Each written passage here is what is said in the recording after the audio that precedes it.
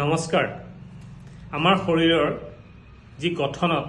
যে পাঁচটা তত্ত্বৰ কথা কৈছিলো সেইটা হল মাটি পানী বায়ু অগ্নি আৰু আকাশ তো মাটি আহে আমাৰ শৰীৰলৈ কেনেকে খাদ্যৰ পৰা আহে খাদ্যই মানে কেনেকে হয় যে যিবোৰ গছ গছনিয়ে মাটিৰ পৰা আহৰণ কৰি খাদ্য প্ৰস্তুত কৰে আৰু সেই খাদ্য আহি আমাৰ শৰীৰত আহে গতিকে মাটিত যিবোৰ খনিজ লৱণ পদাৰ্থ আছে সকলো আমাৰ শৰীৰত পোৱা যায় আৰু মৃত্যুৰ পিছতো আমাৰ এই শৰীৰটো মাটিতে বিলীন হৈ যায় তাৰপিছত পানী 60 পৰা 70% বা 80%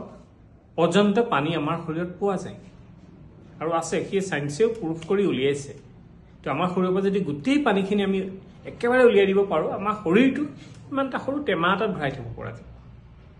বায়ুটো আমাৰ উশাহ নিশাহ চলি আছে অগ্নি মানে হল শৰীৰৰ উত্তাপটো কম বেছি হৈ থাকে ধৰক জ্বৰ হলে বাঢ়ি যায় বা আমি কিবা এটা খালেও শৰীৰৰ উত্তাপটো বাঢ়ি যায় বা যেজন এতিয়া মানুহৰ এজন যেতিয়া মৃত্যু হৈ যায় তেতিয়া শৰীৰ ঠাণ্ডা হৈ যায় তো গতিকে হেয়া আমাৰ শৰীৰত থকা অগ্নিতত্ত্ব তাৰপিছত আহিলে আকাশ মানে মহাশূন্য খালি ঠাই তো আমাৰ ভিতৰত মহাশূন্য খালি ঠাই আছে বহুত আছে খালি ঠাই আছে কাৰণে মই কথা ক'ব পাৰিছো মুখখন যদি ভৰ্তি হৈ থাকে তো আমি কথা ক'ব নোৱাৰো খালি ঠাই আছে কাৰণে নাকেৰে উশাহ গৈছে শৰীৰত তেজ চলাচল কৰিছে ঘাম ওলাইছে কাণেৰে শব্দ গৈছে চকুৰ মাজেদি পোহৰৰ ৰশ্মি গৈছে তো আমাৰ শৰীৰৰ মকৰা জালৰ নিচিনা ইমানেই খালি ঠাই আছে কিন্তু যিটো বৃহৎ অংশ হেয়া মাটি আৰু যিটো ক্ষুদ্ৰ অংশ হল আকাশ তে সেই আমাৰ যিটো মনটো সেই আকাশ তত্ত্বৰ লগত জড়িত হৈ আছে আৰু এই যে কিটা পাঁচটা তত্ত্বৰ কথা কলো পাঁচটা তত্ত্ব এটা অনুপাতত আমাৰ শৰীৰটো গঠন হৈছে তো এই পাঁচটা তত্ত্ব ক'ত আছে বাহিৰতে আছে প্ৰকৃতিত আছে আৰু সেই প্ৰকৃতিৰ এটা ক্ষুদ্ৰ অংশ আমাৰ শৰীৰটো যদি আজি প্ৰকৃতি দূষিত হৈ যায় আমাৰ কালিলে বা পৰহিলে আমাৰ শৰীৰটো দূষিত হৈ যাব প্ৰকৃতি দূষিত হলে যেদৰে আমাৰ শৰীৰটো দূষিত হয় সেইদৰে মনত যিবোৰ চিন্তাধাৰা আহে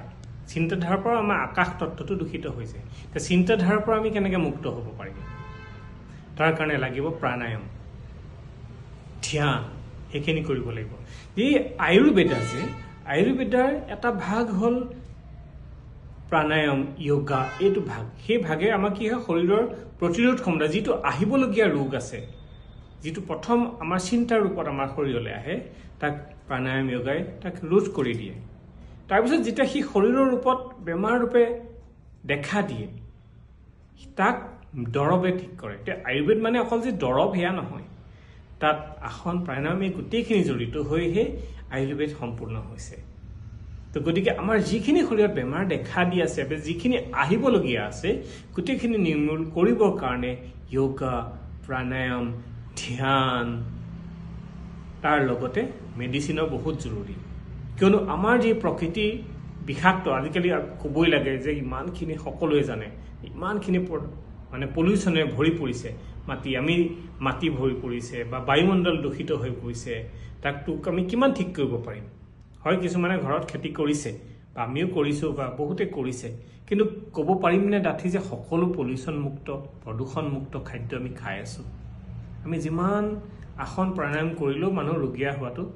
কিছুমান ক্ষেত্ৰত স্বাভাৱিক হৈ পৰে কিয়নো খাদ্যৰ কাৰণে হৈ যায় তেতিয়া আয়ুৰ্বেদে আমাক সহায় কৰে যিটো আমি নাৰী পৰীক্ষাৰ যোগেদি আমি নিজক জানিব পাৰো চাব পাৰো তো আজিলৈ ইমানে তাৰ পিছত আৰু আমি সবিশেষ জানিম নমস্কাৰ